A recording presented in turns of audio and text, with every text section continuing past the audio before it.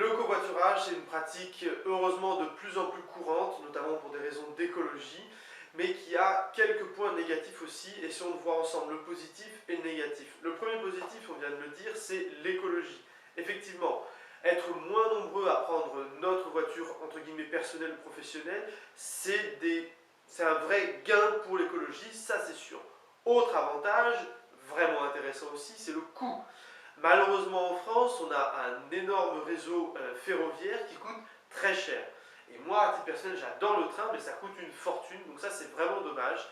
Et le covoiturage est une bonne alternative. Vous avez aussi les bus Eurolights, je ne sais pas si vous connaissez, Eurolines. Mon frère l'a utilisé il n'y a pas longtemps, et ça peut être un vrai avantage au niveau coût, même si c'est un peu long. Donc voilà, vous avez donc ce genre de mode de transport, disons alternatif, qui commence à être majoritaire, qui sont vraiment intéressants. Donc voilà, gain au niveau écologie, gain au niveau économie, très intéressant le covoiturage pour ça. Il y a aussi un autre gain éventuel, c'est de se faire des connaissances, des amis, etc. Ça, c'est bien. Maintenant, les points négatifs. Alors, je vais juste rebondir sur le point donc, des amis ou autres. Moi, j'ai fait pas mal de trajets en covoiturage depuis quelques années maintenant, et c'est vrai qu'il m'est arrivé parfois de faire des trajets, genre de 5 heures ou 6 heures, et il n'y avait pas un bruit dans la bagnole, quoi. Alors peut-être que j'ai une conversation inintéressante ou que je pue des bras, ce qui est possible, mais c'est vrai que parfois on est assez déçu, même quand c'est moi qui covoiturais les gens, parfois les gens n'avaient pas envie de discuter, bon en même temps voilà, on n'est pas obligé d'imaginer qu'on vit dans une société un peu pissée de nobles, mais c'est vrai que voilà, je trouvais que c'était intéressant. Bon, le point le plus négatif pour moi, et la vraie raison de cette vidéo, c'est la sécurité routière et le covoiturage. Quand vous prenez donc, vous répondez à une annonce de covoiturage, donc sur par exemple Blablacar ou covoiturage.fr, qui est vraiment intéressant hein, comme site, vérifiez bien les caractéristiques de la voiture et l'âge du conducteur. Je m'explique, je vais vous donner un exemple très clair, très simple.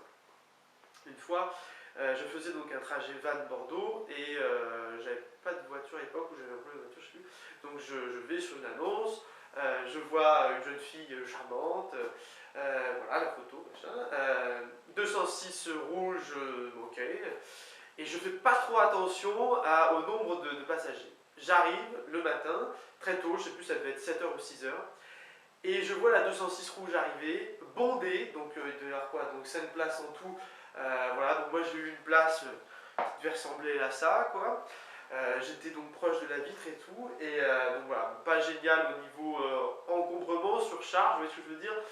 Donc c'était une jeune étudiante qui était sympa, hein, charmante, hein, mais c'est vrai que il y avait peut-être une petite idée de se faire un peu de sous, vous voyez ce que je veux dire, en surchargeant la bagnole.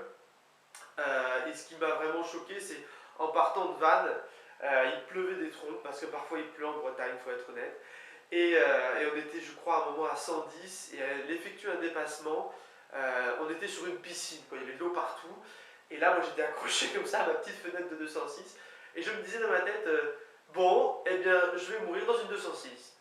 Donc voilà, vérifiez bien la voiture, voilà, les petites voitures conduites par des étudiants, c'est pas méchant, mais vérifiez que ce ne soit pas surchargé, que ce ne soit pas vraiment une recherche d'argent. J'ai fait plusieurs trajets avec des étudiants, et c'est vrai que voilà, parfois ils n'ont pas envie de discuter, bon, ce qui peut se comprendre.